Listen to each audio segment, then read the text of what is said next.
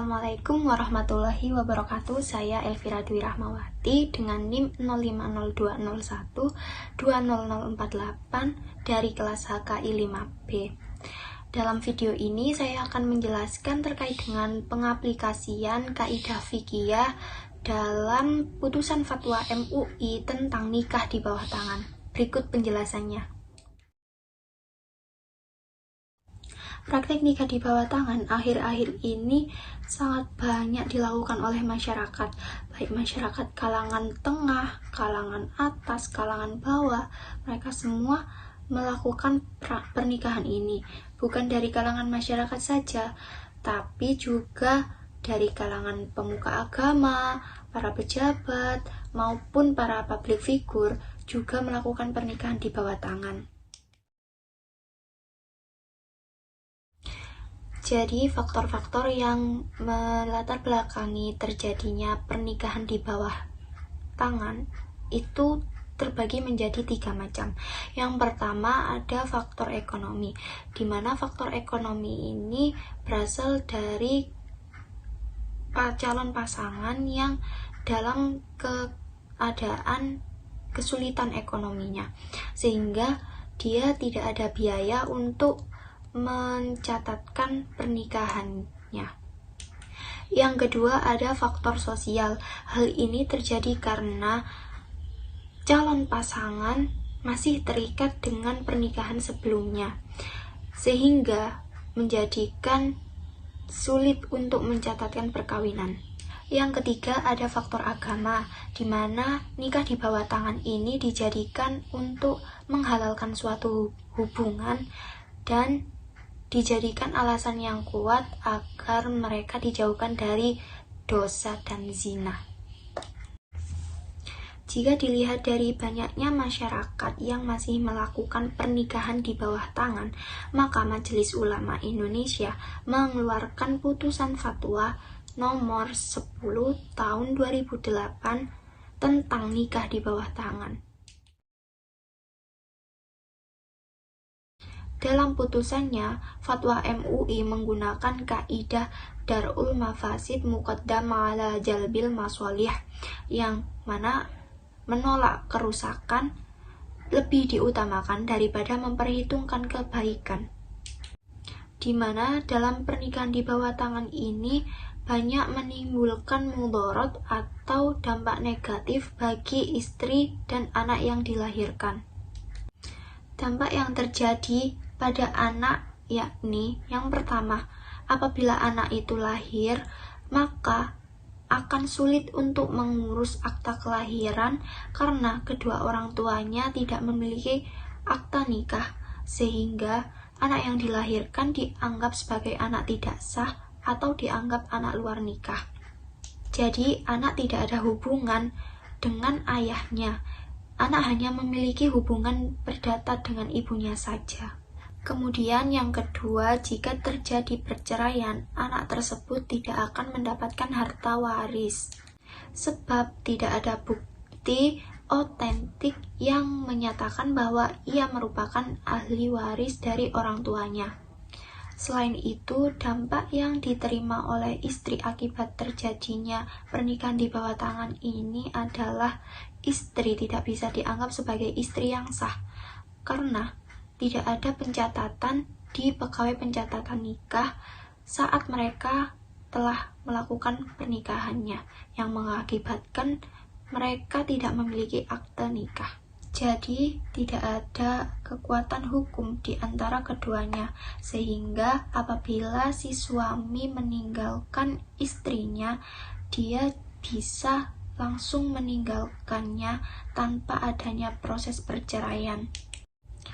Dan jika berpisah, istri tidak berhak atas harta gonogini dan tidak berhak atas nafkah dan harta warisan apabila suami tersebut meninggal dunia.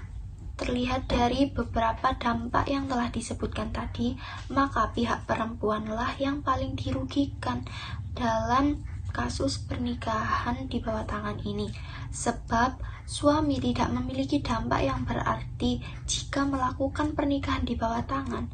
Berbeda dengan pernikahan yang telah tercatatkan, suami akan memiliki tanggung jawab besar kepada istri dan anak yang dilahirkan, sehingga tidak ada pihak yang merugi atas pernikahan itu. Dengan demikian, di dalam putusan fatwa MUI ini juga menekankan bahwa pernikahan itu harus dicatatkan secara resmi kepada instansi yang berwenang sebagai upaya preventif untuk menolak segala kemafsadatan atau dampak negatif. Kaidah yang mungkin bisa dipakai dalam permasalahan ini yaitu tasarruful imam ala ra'iyah manutum bil maslahah, yakni tindakan pemimpin terhadap rakyat itu harus didasarkan atas pertimbangan kemaslahatan. Dalam hal ini, pemerintah telah membuat kebijakan tentang perkawinan dengan mengeluarkan peraturan perundang-undangan tentang pencatatan nikah yang tertuang dalam pasal 2 ayat 2 Undang-Undang Perkawinan Nomor 1 Tahun 1974 yang mengatakan bahwa tiap-tiap perkawinan wajib dicatatkan menurut peraturan undang-undang yang berlaku. Hal ini didasarkan karena pemerintah melihat dampak-dampak yang timbul akibat dari adanya perkawinan yang tidak mendapatkan kekuatan hukum, sehingga masyarakat seharusnya tunduk akan peraturan tersebut, seperti halnya yang dikatakan dalam kaidah berikut. Hukmul hakimil ilzamun wa yarfa'ul khilaf. Keputusan pemerintah itu mengikat untuk dilaksanakan dan menghilangkan perbedaan pendapat. Jika dilihat sebelum adanya peraturan terkait pencatatan nikah, hukum asal dari pencatatan nikah itu sendiri adalah mubah yang kemudian beralih menjadi wajib. Sebab baik dalam Al-Quran maupun hadis tidak ada yang mengatur secara konkret tentang diwajibkannya pencatatan nikah, sehingga masyarakat tidak memiliki kekuatan hukum dalam pernikahannya.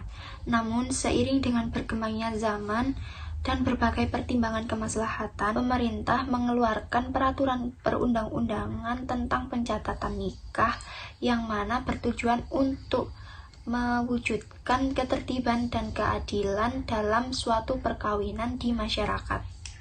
Keputusan tersebut bersifat wajib dan mengikat untuk dilaksanakan, sebab hal ini dimaksudkan untuk menghilangkan perbedaan pendapat yang sebelumnya dari para ulama terkait dengan pencatatan nikah. Dengan demikian, untuk menghilangkan suatu kemudorotan dengan mendatangkan suatu kemaslahatan dari adanya suatu pernikahan adalah dengan cara mencatatkan pernikahan tersebut kepada instansi atau pegawai pencatat nikah agar mendapatkan bukti otentik berupa akta nikah untuk mendapatkan kekuatan hukum. Sehingga apabila suatu saat terjadi perselisihan atau hal-hal yang mungkin tidak diinginkan, maka dapat mempertahankan atau memperoleh haknya masing-masing. Namun pada kenyataannya saat ini itu masih banyak yang melakukan praktik nikah di bawah tangan. Padahal kita tidak bisa menjamin jika pernikahan tersebut tidak dicatatkan secara sah, apakah menimbulkan kemafsadatan atau malah timbul kemaslahatan. Memang tidak semuanya perkawinan yang dilakukan di bawah tangan ini selalu membawa kemudorotan, karena pada sebagian orang yang melakukan pernikahan di bawah tangan ini itu dilakukan berdasarkan pada pengetahuan agama yang kuat, sehingga mereka hidup bahagia layaknya pasangan suami istri yang pernikahannya telah dicatat secara resmi. Namun, dari pemahaman agama saja itu tidak semuanya paham dan mengerti. Oleh sebab itu, hal yang paling benar adalah melakukan perkawinan dengan dicatatkan sesuai dengan peraturan perundang-undangan yang berlaku dan sesuai dengan kebijakan pemerintah. Sekian yang dapat saya sampaikan. Mohon maaf apabila ada kesalahan dan kekurangan dalam penyampaian di video ini. Terima kasih. Wassalamualaikum warahmatullahi wabarakatuh.